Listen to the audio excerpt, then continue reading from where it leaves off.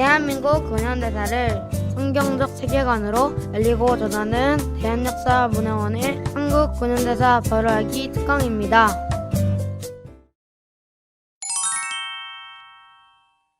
조선에 온 선교사 네 번째 이야기. 질병의 멍에를 끊어준 의료 선교사 이야기를 이어가 보겠습니다. 소주제를 이렇게 정해봤습니다. 객과 고아와 과부를 섬기라. 하나님께서는 이스라엘 백성들에게 객과 고아, 과부를 돌보라고 명령하셨습니다. 성경에서 말하는 객과 고아 그리고 과부는 소외되고 스스로 설 수 없어 도움이 필요한 모든 이들을 통틀어 이르는 말입니다. 그렇다면 조선의 객과 고아, 과부는 누구였을까요? 여인들, 천한 신분에 속한 이들, 병든 자, 그리고 장애인들, 이들이었을 것입니다. 선교사들은 하나님의 말씀에 순종하여 조선에 와서 핍박받는 자, 소외된 자, 병든 자들을 섬기는 일에 모든 것을 바쳐 헌신했습니다. 조선은 가정을 보호하고 여성들을 보호한다는 명목 아래 여성들을 남의 눈에 띄지 않게 격리해야 한다는 괴상한 관습이 있었습니다. 그래서 조선의 여인들은 대중 앞에 나서지 못하고 부모의 보호를 받고 살다가 결혼하면 다시 남편 집에 갇혀 지내는 신세였습니다. 헤론 선교사가 제중원의 원장이 되면서 여성들의 진료를 위해 여의사를 초빙하여 부인과를 개설했지만 제중원 의사의 대부분이 남성이다 보니 조선 여성들이 제중원에서 치료받는다는 것은 쉬운 일이 아니었습니다. 왜냐하면 남자 의사가 많은 제중원에서 진료를 받는다면 내외도 모르는 짐승 취급을 받았기 때문이죠. 이런 조선 여성들의 고충을 지켜보던 메리 스크랜튼 선교사는 자신을 파송한 미국 감리교 해외 여성 선교회에 조선 여성들과 어린이들을 위한 전문 병원을 세워달라 청원했고, 선교부는 메타 하워즈 선교사를 조선에 파송하여 1887년 10월 정동에 조선 여성을 위한 전문 병원이 세워졌습니다. 1888년 고종은 이 병원에 보구여관이라는 이름을 하사했습니다. 이름의 뜻처럼 보구여관은 천대받던 조선 여성들을 구하고 보호하는 집이 되었습니다. 잠깐 보구여관의 성장 역사를 살펴볼까요? 1887년 10월 31일 메타 하워즈가 정동에서 처음 여성 환자 진료를 시작한 이래 로제타 셔우드 홀, 메리 커틀러, 릴리안 해리스, 엠마 언스버거, 바게스터, 아만다 힐만 등 많은 여성 의사들이 조선 여성과 어린이 진료에 힘쓰며 조선의 객과 고아, 과부된 이들에게 질병으로부터 자유를 선물했습니다. 보구여관은 환자 진료 외에 의료 선교와 의학 교육, 간호 교육에도 매진하여 미국에서 의학을 공부하고 의사가 된 우리나라 최초의 여성 의사 바게스터와 최초의 간호사 이그레이스, 김마르다를 배출하기도 했죠. 정동에서 시작된 보구여관은 1913년까지 진료실, 수술실, 약제실, 입원실을 갖추고 어엿한 병원의 기능을 수행하였습니다. 1892년 동대문에 보구여관의 분원인 볼드윈 진료소가 설립되었고 1912년 이 자리에 동대문 부인병원이라고 불리던 릴리안 해리스 기념병원을 신축하여 1913년에 보구여관과 완전히 통합하였습니다. 동대문 부인병원은 해방 이후 이화여자대학교 의과대학 부속 병원이 되었고 2008년 이대 목동병원과 통합되었습니다. 다시 보구여관의 시작으로 돌아가서 이야기를 해볼까요? 메타 하워즈 선교사는 보구여관에서 수많은 조선 여성과 어린이를 치료했습니다. 그렇게 밤낮을 가리지 않고 환자를 돌보던 메타 하워즈 선교사는 1889년 건강이 악화되어 조선을 떠나지 않을 수 없었습니다. 그리고 그 뒤를 이은 보구 여관의 여의사가 로제타 셔우드 홀 선교사입니다. 1890년 10월 13일 제물포에 로제타 셔우드 선교사가 도착했을 때 그녀는 아직 홀이라는 성을 쓰지 않을 때였습니다. 홀은 결혼 후 가지게 된 성이죠. 그녀는 미국 감리교 해외 여성 선교회의 파송을 받은 의료 선교사였습니다. 로제타 셔우드 선교사는 서울에 도착한 다음 날인 10월 14일 바로 첫 진료를 시작했습니다. 로제타 셔우드 선교사는 진료를 시작하고 3년 동안 1,400가지나 되는 질병을 치료했다고 합니다. 그녀에게 치료받으러 오는 환자의 대부분은 신분이 낮은 여인과 아이들이었습니다. 신분이 높은 여인들은 대낮에 거리를 돌아다닐 수 없었기 때문이라고 하네요. 그래서 로제타 선교사는 직접 왕진을 다니며 그녀들을 치료했고 밤에도 병원을 열어 모든 신분의 여성들이 치료받으러 올 수 있도록 해주었습니다. 로제타 선교사의 사역 초반에 아주 유명한 일화가 있습니다. 어느 날 화상으로 손가락 3개가 손바닥에 붙은 16살 소녀가 찾아왔습니다. 로제타 셔우드 선교사는 손가락을 분리하는 수술을 성공적으로 마치고 그 소녀의 보기 싫은 흉터를 가리기 위해 피부 이식 수술을 해야 했습니다. 환자의 몸에서 피부를 떼어내야 하지만 소녀는 이해하지 못했고 로제타 셔우드 선교사는 자신의 피부를 떼어 소녀의 피부에 이식해 주었습니다. 선교사의 그 놀라운 행동을 본 주변 사람들까지 기꺼이 자신의 피부를 내주어 이 소녀는 무사히 치료를 받았고 태어나게 되었지요. 그리고 얼마 후 비가 몹시 많이 내리던 밤, 한 남성이 보구 여관에 찾아와 부인을 위해 약을 지어달라고 요청했습니다. 알고 보니 부인은 아주 위독한 상태였던 것이죠. 로제타 선교사는 즉시 그의 집으로 가려고 일어섰습니다. 남자는 놀랐습니다. 비가 이렇게 많이 내리는 밤에 로제타 선교사가 자기 집으로 함께 가줄 것이라고는 상상도 못했기 때문이죠. 그때 병원 일을 돌봐주던 남자 직원 귀수가 이렇게 말했습니다. 조선 여인에게 자신의 피부까지 떼어준 의사인데 이 정도 비 때문에 왕진을 안 가겠는가? 라고 말입니다.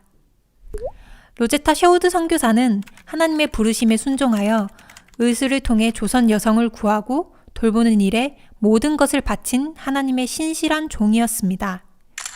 그녀는 이화학당의 학생 중 2명을 진료를 돕도록 훈련시켰습니다. 한 아이는 일본 소녀 오아카, 한 아이는 조선 아이 점동이었습니다.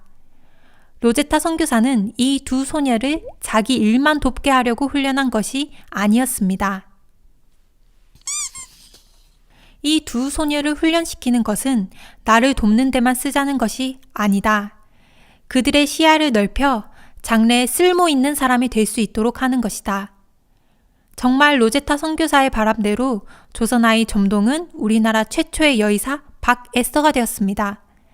점동은 세례를 받고 에스더라는 이름을 받게 됩니다. 에스더는 조선의 풍습에 따라 일찍 결혼하고도 로제타 홀 선교사와 함께하며 사역을 도왔습니다. 1891년 12월 15일 로제타 셔우드 선교사의 약혼자 윌리엄 제임스 홀 선교사가 조선에 왔습니다. 그 역시 조선을 위한 의료 선교사로 파송을 받아 온 것입니다. 이듬해인 1892년 6월 2 사람은 부부가 되었습니다. 1893년 11월 홀 부부의 아들 셔우드 홀이 서울에서 태어났죠. 이 아이는 장차 자라서 조선의 결핵 퇴치를 위해 헌신한 선교사가 되었습니다.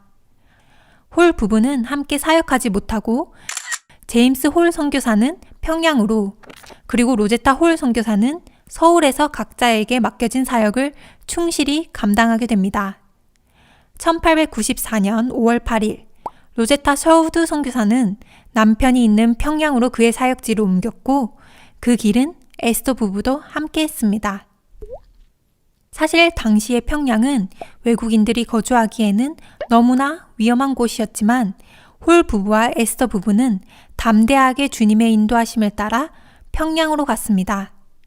이때부터 로제타 홀 선교사는 조선의 또 다른 객과 고아, 과부였던 시각장애인들을 위한 사역을 꿈꾸게 되었습니다. 당시 조선의 장애인은 쓸모없는 물건 취급을 당했습니다. 로제타 셔우드 홀의 환자 중에도 특별히 시각장애인, 청각장애인, 그리고 말을 못하는 환자들이 많았습니다. 시각장애인의 경우 부모가 돈이 있다면 훈련을 시켜 무당이 되거나 점을 치는 삶을 살았습니다. 그렇지 못한 이들은 쓸모없는 물건 취급을 당하며 소외당하다가 잘 먹지도 못하고 결국 걷는 곳조차 어려울 지경까지 이르게 되어 죽어갔습니다. 로제타 홀 선교사는 시각장애인의 처지를 안타까워하다가 자신이 어린 시절 점자를 배운 기억을 되살려 한글 점자를 개발하여 그들을 돕기 원했습니다. 마침 제임스 홀 선교사를 돕던 오석형의 딸 복례가 시각장애인이라는 것을 알게 되었고 로제타 홀 선교사는 기름 종이에 바늘로 점자를 만들어 복례를 가르치기 시작했습니다. 바로 저 사진에 나오는 집에서 그 교육이 시작되었죠. 그러나 안타깝게도 청일 전쟁이 시작되면서 한 달여 만에 홀 가족과 그리고 에스터 부부는 서울로 돌아와야 했습니다. 1894년 10월 1일 윌리엄 홀 선교사는 다시 평양으로 돌아갔습니다. 청일 전쟁 중 평양에서 큰 전투가 있었고 그 후 평양에 전염병이 돌고 부상자들이 넘쳐났기 때문에 홀 선교사는 그들을 치료하기 위해 평양으로 갔던 것입니다. 불행히도 평양에서 부상자들을 돌보던 중 윌리엄 홀 선교사는 발진 티푸스에 감염되어 서울로 돌아온 후 일주일도 못 버티고 11월 24일 하나님의 품으로 돌아갔습니다. 당시 그의 나이는 34이었습니다. 로제타 홀 선교사는 남편의 장례를 치른 후 돌이 갓 지난 아들 셔우드를 데리고 그녀의 몸속에 자라고 있는 둘째를 출산하기 위해 고향으로 돌아갔습니다. 그녀의 귀향길에는 에스더 부부가 동행했습니다. 로제타 홀 선교사는 1895년 1월 14일 고향집에 도착했고 나흘 후 딸 이디스를 낳았습니다. 그리고 로제타 홀 선교사는 두 아이를 데리고 평양으로 돌아올 준비를 했습니다. 로제타 홀 선교사는 평양으로 돌아올 준비를 하면서 두 가지를 마음에 품었습니다. 평양의 남편을 기념하는 기홀병원을 짓는 것과 한글 점자를 개발하는 것이었죠. 그래서 그녀는 한글 점자 개발을 위해 체계적인 공부를 했고 2년 뒤인 1897년 11월 두 아이와 함께 조선으로 돌아왔습니다. 그 무렵 박에스더는 미국 볼티모어 여자의과대학, 지금의 존스 홉킨스 의과대학에 입학해 의학을 공부하고 있었습니다. 그녀의 남편 박유사는 그녀의 뒷바라지를 했죠. 1898년 5월 1일 로제타 선교사는 다시 평양에 돌아왔습니다. 그런데 이 질로 딸 이디스를 잃게 되었습니다.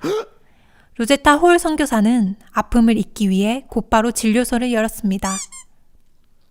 개원 직전 평양 감사 부인을 치료해준 덕에 평양 감사는 그 병원에 광해여원이라는 이름을 지어주었고 후에 기홀병원과 광해여원이 통합돼 평양연합기독병원이 되었습니다. 로제타는 이 병원에 이디스를 기념하는 어린이 병동을 추가로 건립했고 이곳에서 시각장애인을 위한 교육도 시작했습니다.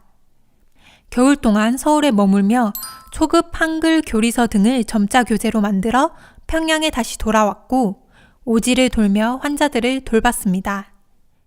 로제타 선교사는 복례를 다시 만나 그녀가 만든 교재로 점자 교육을 시작했고 점자로 성경을 읽게 된 복례는 성경에 자신과 같은 장애인들이 고침을 받는 이야기를 읽으며 감동을 받아 우리나라 최초의 특수 교육교사가 되었습니다.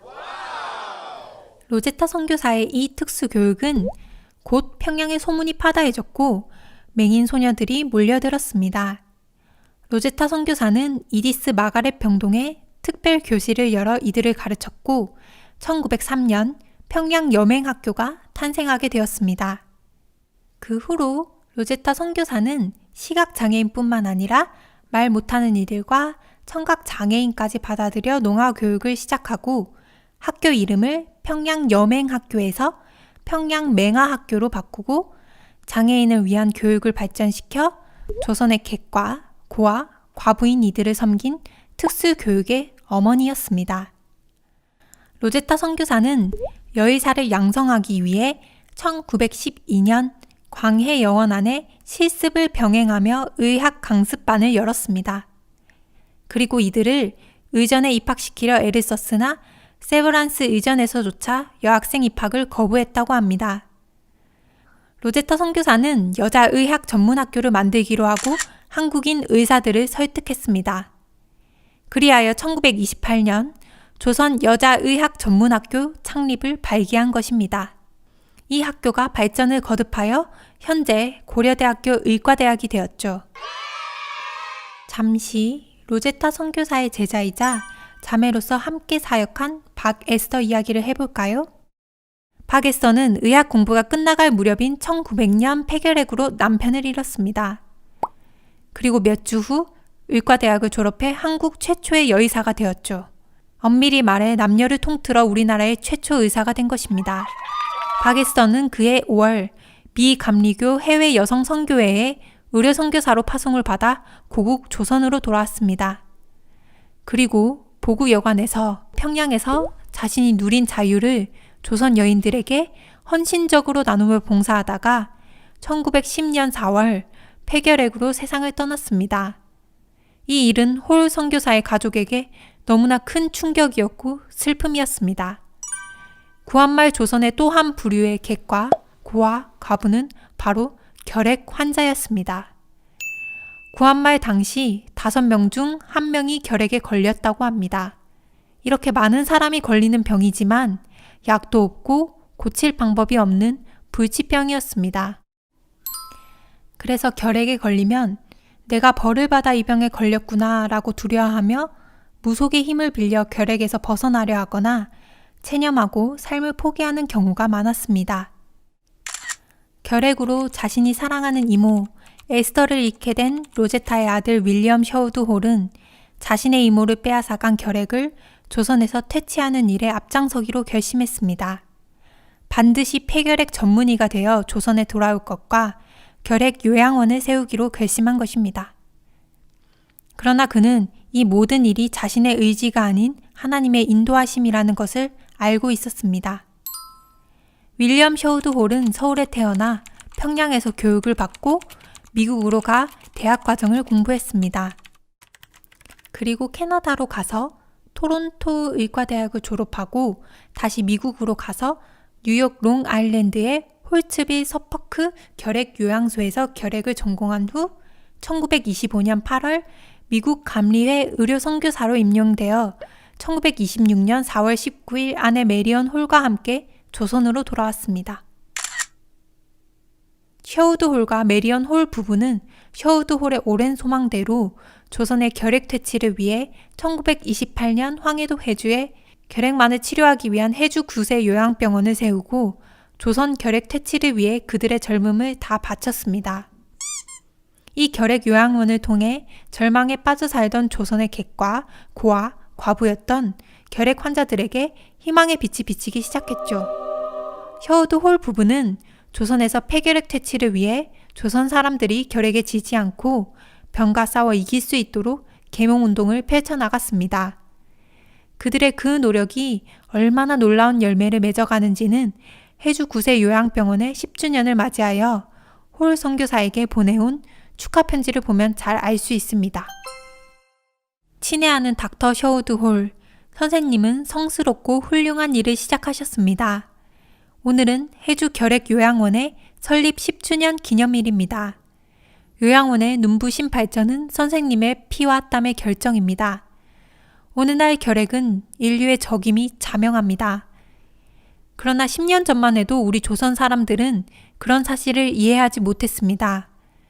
선생님께서 요양원을 설립하신 후로 환자들이나 일반 대중이 결핵에 대한 지식이 모자라 병마와 싸우는데 많은 어려움이 있었던 걸로 압니다. 선생님은 결핵에 걸려 깊은 절망에 빠졌던 많은 사람을 치료하셨습니다. 선생님은 병을 고쳐주셨을 뿐만 아니라 결핵 예방운동을 시작하셨고 결핵퇴치협회의 지도자로 훌륭한 역할을 하셨습니다. 선생님께서 생애의 황금기를 이 사업을 위해 바치셨기에 많은 사람이 행복을 찾을 수 있게 되었습니다. 선생님의 사랑은 태산보다 높고 황해보다 깊습니다. 영광스러운 10주년 기념을 맞이하여 선생님으로부터 은혜를 입은 저희들은 감사한 마음을 금치 못합니다. 이제 저희의 마음을 표시하고자 작은 선물을 올립니다. 저희의 성의를 기억하는 뜻으로 이 선물을 받아주시면 저희들은 최고의 영광으로 알겠습니다. 셔우드 홀 부부가 얼마나 많은 헌신을 했는지 알 수 있는 감동의 편지입니다. 뿐만 아니라 셔우드 홀 선교사는 조선의 결핵 환자 치료를 위한 기금을 마련하기 위해 1932년 크리스마스 씨를 발행하여 결핵 환자를 도왔습니다. 1940년 일제는 제임스 셔우드 홀 선교사에게 간첩 죄를 씌워 추방했습니다. 홀 선교사는 부산항을 통해 조선을 떠났습니다. 그날 홀 선교사 가족은 부산항에서 조선의 자유로운 그날을 기대하며 태극기를 펼쳐 나뭇가지에 걸고 조선 만세를 외쳤다고 합니다. 제임스 홀과 로제타 셔우드 홀 선교사를 시작으로 그의 아들 제임스 셔우드 홀과 메리언 홀 부부까지 2대에 걸쳐 한 가족이 74년을 조선의 객과 고아와 과부된 조선의 여인과 아이들, 장애로 고통당하던 이들, 결핵으로 죽어가던 이들에게 자유의 빛을 선물해 주었습니다. 이렇게 우리가 누리고 있는 자유의 시작에 선교사들의 헌신이 있었다는 것을 꼭 기억했으면 좋겠습니다.